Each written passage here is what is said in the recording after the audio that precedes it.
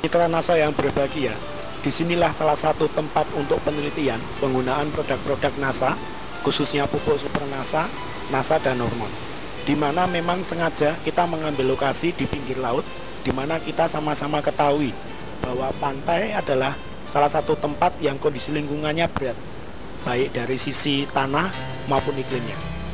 Kami ingin mengetahui hingga sejauh mana produk-produk pupuk NASA, super NASA, dan hormon dapat menumbuhkan berbagai jenis tanaman di lahan yang sulit ini.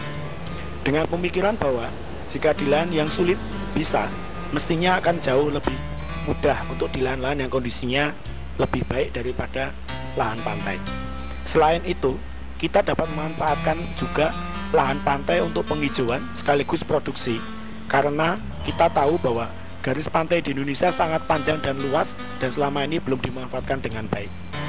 Kita akan melihat beberapa jenis kegiatan untuk penelitian padi yang ditanam di pinggir pantai. Kita berada di lokasi di mana penelitian padi dilakukan. Di sini terlihat Bapak Fahmi sedang memberikan produk pupuk super NASA ke gembor yang akan digunakan untuk menanam padi nantinya. Bapak Fahmi adalah salah satu konsultan dari PT NASA. Dan setelah diberikan pupuk, diberikan air untuk mengencerkan. Ini adalah Bapak Insinyur Sumarno, penemu sekaligus formulator dari semua produk pupuk baik super NASA, NASA, dan hormon yang ada di PT NASA. Beliau melaksanakan riset ini langsung, mengawasinya secara langsung. Dan inilah wujud komitmen dari Bapak Insinyur Sumarno untuk pertanian di Indonesia.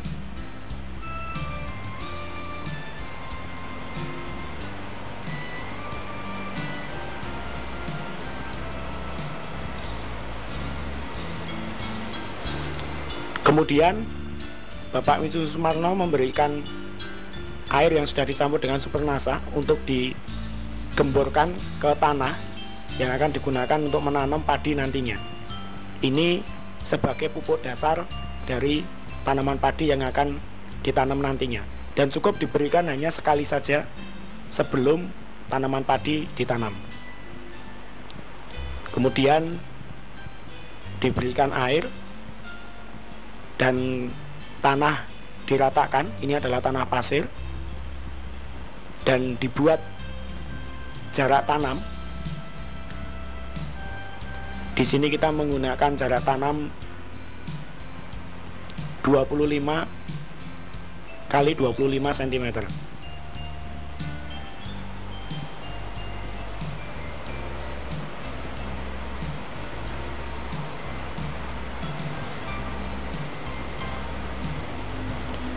Kemudian bibit yang sudah dibibitkan dipisahkan untuk kemudian ditanam. Di sini kita sengaja menggunakan bibit yang kualitasnya sengaja tidak bagus untuk mengetahui sampai seberapa jauh kemampuannya. Jika dengan kualitas bibit yang tidak begitu bagus nanti akan bisa menghasilkan produk yang baik, maka dengan bibit yang bagus pasti akan menghasilkan yang lebih baik lagi. Dan satu lokasi penanaman atau satu tancep istilahnya itu hanya diberikan 2 bibit saja.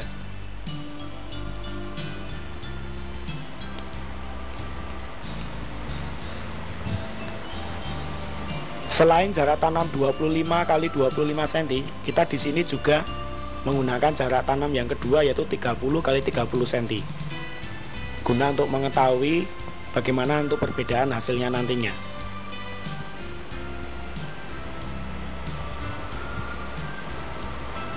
Permisa NASA, inilah padi rojo lele yang ditanam pada usia kurang lebih 35 hari. Pada usia padi kurang lebih 35 hari ini, kita bisa melihat jumlah anakan perumpun kira-kira sudah mencapai antara 25 hingga 35 anakan. Suatu jumlah yang cukup luar biasa mengingat tanaman padi ini ditanam di tanah berpasir. Jumlah anakan padi ini masih akan terus bertambah mengingat usianya yang baru mencapai usia kurang lebih 35 hari. Dan di sini kita lihat tingginya juga sudah sangat bagus, cukup normal. Ada di tempat uji coba untuk tanaman padi di lahan pasir. Ini benar-benar lahan pasir. Ini padi rojo lele, bisa dilihat dari ketinggiannya. Ini kalau saya berdiri, ini sekitar 1 meter 30-an ini tingginya. Dan di sini bisa dilihat nih, ini benar-benar tanah pasir nih, sampai akarnya keluar semua. Ini bisa dilihat, dan untuk anakannya juga sangat banyak sekali. Pohonnya pun sangat kuat.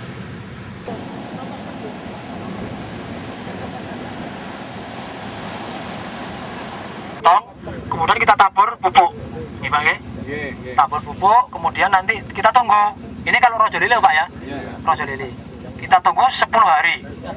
10 hari biasanya tanaman ini nanti sudah seperti ini rata, baru kita pupuk lagi. Istilahnya kalau padi itu udah mulai ngelilir. Nah, ngelilir itu kita masukkan pupuk. Nah, sebetulnya ya Bapak sekalian, pada waktu tanaman ngelilir itu suatu tanda bahwa tanaman itu sudah butuh pupuk, Pak. Nah, 10 hari kita masukkan pupuk, kemudian kita lihat lagi. Nanti umur-umur sekitar 21 sampai 27-28 hari masuk pupuk lagi. Udah cukup sampai dengan nanti panen. Nanti kalau ningali kawan-kawan, kalau nanti padinya atau tanamannya butuh lagi, baru kita tambah lagi. Nah, untuk semprotannya sama. Semprotannya sekitar 2 minggu sekali kita semprot bisa. Semenjak umur 14 hari. Sampai sebelum jebrol bunga. Medianya juga pasir Pak ini. Pasir. Dalamnya sekitar 25 sampai 30 cm. Monggo kalau keluarnya dikeduk sendiri. Nanti tolong dikembalikan lagi ya Pak.